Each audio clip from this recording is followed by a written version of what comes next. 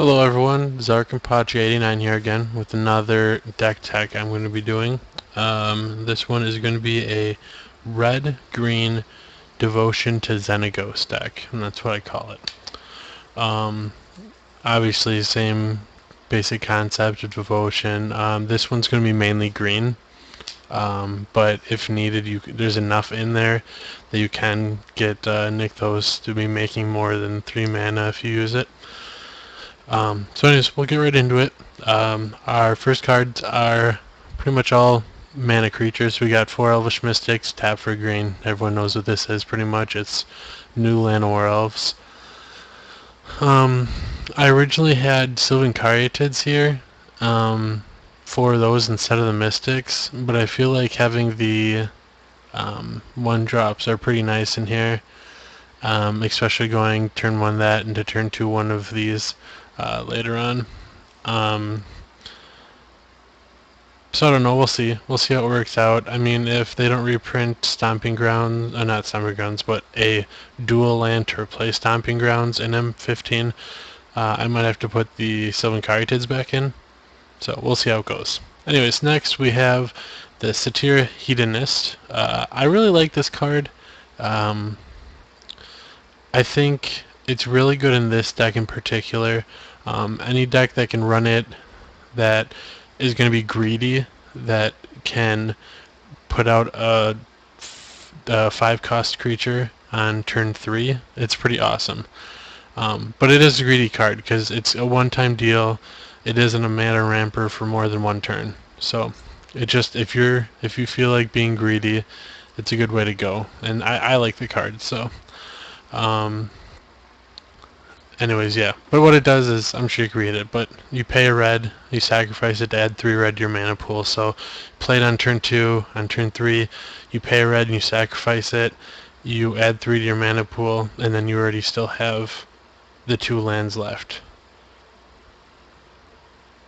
Or the 3 lands, because it'll be turn 3. You'll play a 3rd land, you'll have 2 extra mana off of it.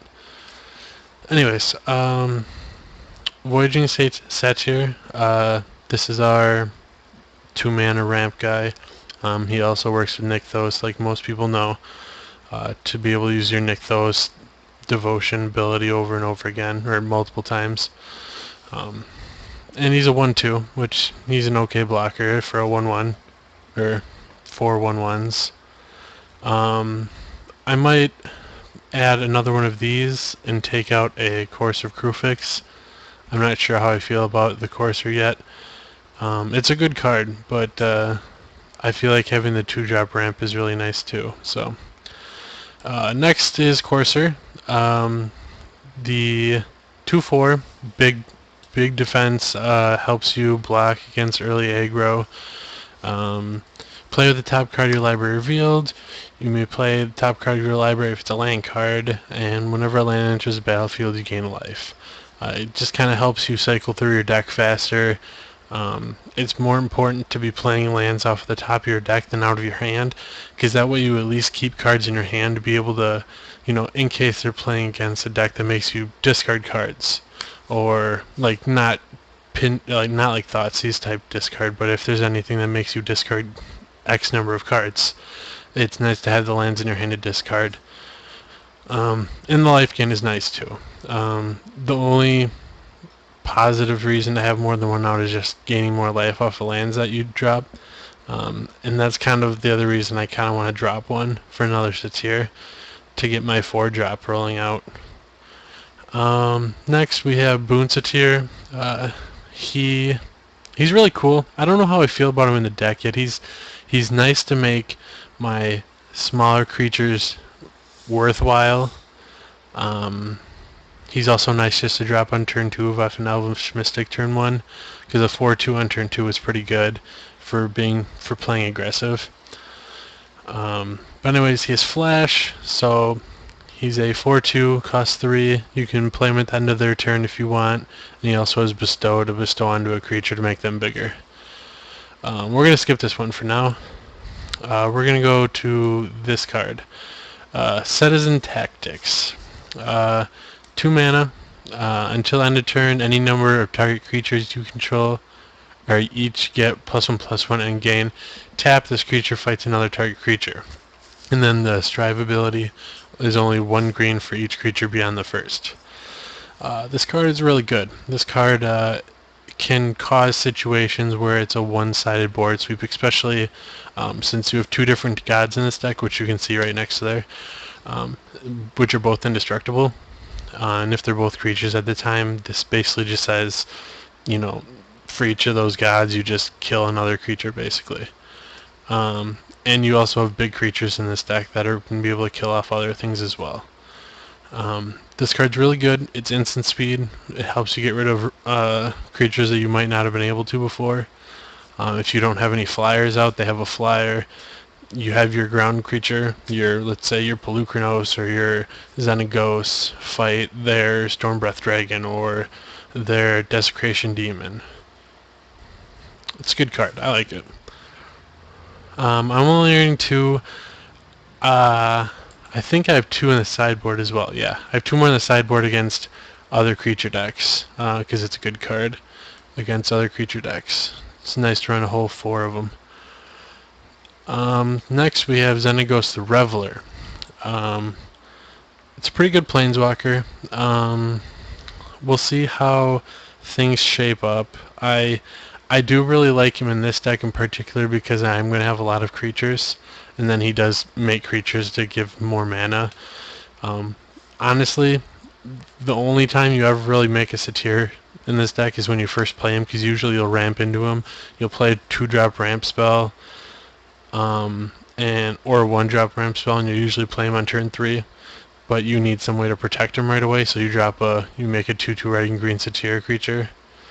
But then after that, it's all just +1ing and ramping the entire game, because you end up making big creatures. You use all the mana to do monstrous abilities to just run people over. You probably honestly won't need the -6, but it's really nice to have just in case you run into the occasion you're able to use it. Next is Xenagos, God of Revels. I think this card's completely underrated right now. I think this card is going to be very strong. I think it's probably going to jump up to $15 at least, maybe 20 after rotation. With all the annoying mono black stuff that's rotating, without all the control deck, all that stuff is rotating. I don't feel like there's going to be as much stuff that's going to be able to handle this. Sure, they can still use the Banishing Light, that enchantment, I think that's what it's called, to target, get rid of it. But I mean, it's indestructible, so most of everything else isn't going to be able to handle it. The ability on it is very good. You drop it usually turn 4, possibly turn 3 if you have the Satyr Hedonist out. And then if you turn 3 play it, turn 4 you can play a Stormbreath Dragon or a Pelucranos, and he will give them haste and +X/+X, where X is their power. So you can play him turn 3, turn 4 you play Pelucranos and attack for 10, or a Stormbreath Dragon and attack for 8 in the air. You know, you really can't underestimate the +X ability.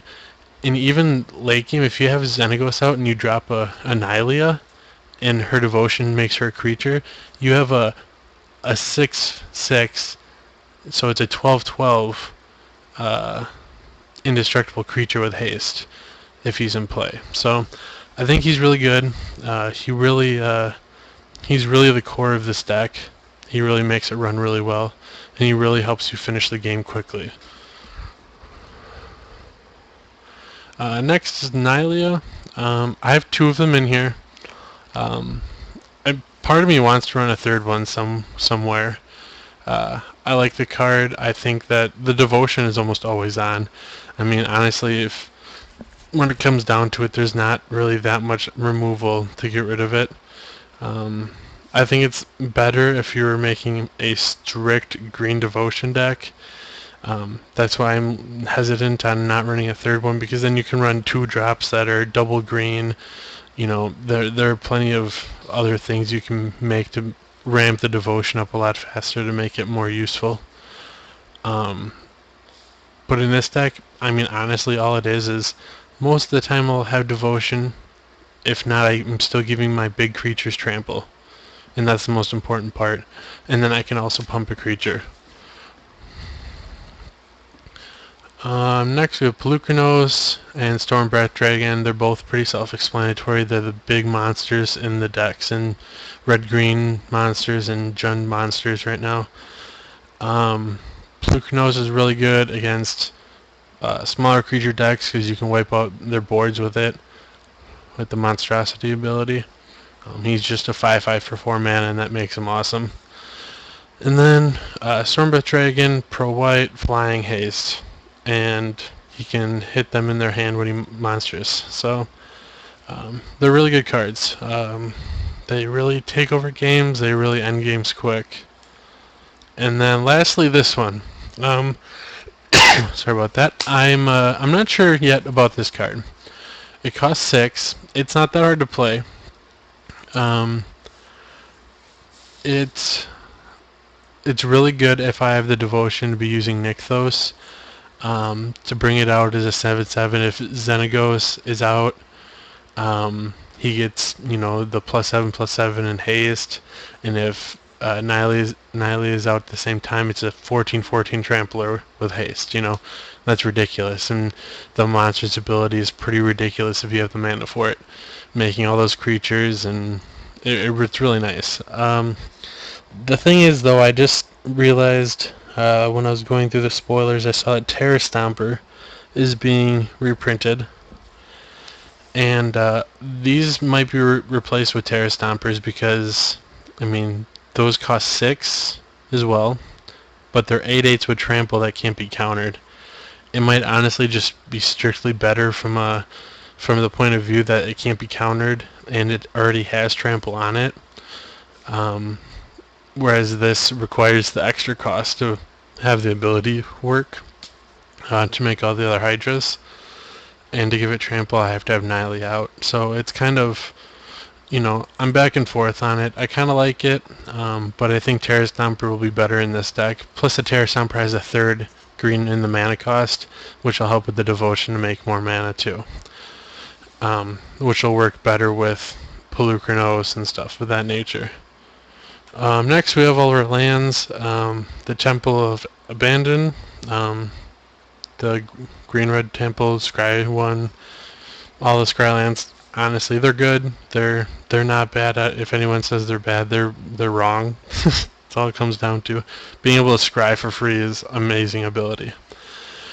Stomping Ground's the only cards in the deck that aren't going to be legal when everything rotates with the set after M15. I honestly hope they reprint the buddy lands, like Glacial Fortress and stuff, and Dragonskull Summit and all those, Rootbound Crag, because those are probably one of my favorite lands to play, and they would go good in this deck too. So hopefully they reprint those or they make something similar to it. We have 4 mana confluence. Those also just help us with our mana when we need the mana help.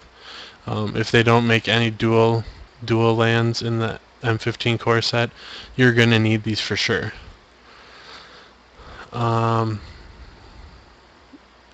Nykthos, Shrine to Nyx, the Devotion, make lots of mana, helps with Stormbreath Dragon, his activated ability, the Monstrous, on all 3 of my cards that have Monstrous on them. And it also gives you lots of mana from Nylea to pump things and stuff like that. And then we have our basics here. We have 3 mountains and 3, 4, 5, 6 forests. But yeah, it's a pretty fun deck. I'm enjoying it a lot right now, and I think it's been working very well, considering it's basically a block deck right now. I mean, I don't know what's coming out in M15 other than the Terra Stomper that's going to be good in the deck. I'm sure there's other things. I'm sure there's going to be some mythics I'm going to want to throw in these spots. And then when the next set comes out, there's probably going to be something else as well. But as of right now, this honestly is a very competitive deck as it is already, and it can beat decks that are out right now. Anyways, let's move on to our sideboard here. We have 3 Mistcutter Hydras. These are really good against control decks right now. Mono blue decks. This card just runs them over. There's nothing else you can really say about it. It's awesome in its haste. It gets huge if you have the Devotion. If you have Nykthos, it's huge and just runs people over. The Arbor classes, as of right now, they're basically for any deck that's running Desecration Demon like Mono Black, or the Night Veil Spectre, which is Mono Black and Mono Blue. Both run those, and I know some control decks run those in the sideboard as well. This card really helps you deal with them. It has reach into 6/6. It's really just a defensive wall. It can end up being an attacker. It can end up being, ending the game with Nile out to give it trample. But as of right now, it's just a way to deal with flyers. I have 3 Lightning Strikes in here. These are just if I'm playing against a super aggressive deck and I need ways to handle their creatures in the beginning of the game. This is just a way to help deal with them. Fleece Mane Lions. Any other 3 or less toughness creatures, if they're just playing a creature-based deck, just helps you kill them off right away. These guys, and the next card, the Destructive Revelry, I put in here for post-rotation because they're not necessarily fantastic right now. They're okay if I know I'm playing against decks that are running a lot of enchantments. They're fine to bring in then. But I'm keeping them in the sideboard to use still for right now because I think there's currently enough creatures that are enchantments or other enchantments that are useful that the card is actually really good. I mean, the Master of Feasts, that 5/5 for 3, he's an enchantment creature. There's just a lot of enchantment creatures right now that are still running, but even the Courser Crewfix and Boon Satyr, those are both enchantments too. So he has protection from those creatures, and he can destroy them when he deals combat damage to them. It's pretty cool because you attack, and if they block with it, with their enchantment creature, well, they're gonna die. But if they don't block and it hits them, well, it's still gonna die anyways because it's an enchantment. Anyways, Destructive Revelry. This card, I feel like, again, it kind of goes with the Crusher. I think there's going to be a lot of enchantment creatures and a lot of enchantments in general. So these are going to be very nice to basically end up using as kill spells. They're also obviously going to be able to work against artifacts if they end up making any useful artifacts in the next block. But as of right now, with all the enchantment creatures, it'll be a kill spell on 2 damage. Which is going to be pretty nice for when you're going to be running people over and trying to kill them quick. And then 2 more Citizen Tactics for any other creature matchups. But anyways, that's the deck. I'm definitely enjoying it. I think it's really good. It's definitely more of a mid-range deck. It can get out some good cards by turn 5. You'll have 2 or 3 good creatures out usually. I don't know. There's nothing much else to say about it. You should try it out. It's not super expensive. It's $350 max. Actually, I think it's like $338 or something. I posted it on TCG Player. And if you take out one of the coursers and replace it with the Voyaging Satyr, it's like $16 you're saving right there, just replacing one of them. And if you don't use the Stomping Grounds, those are $10 a piece too. So there's nothing like terribly expensive in this deck. The Xenagos is like $5 right now. I think I just picked up a place out of them for 4 a piece.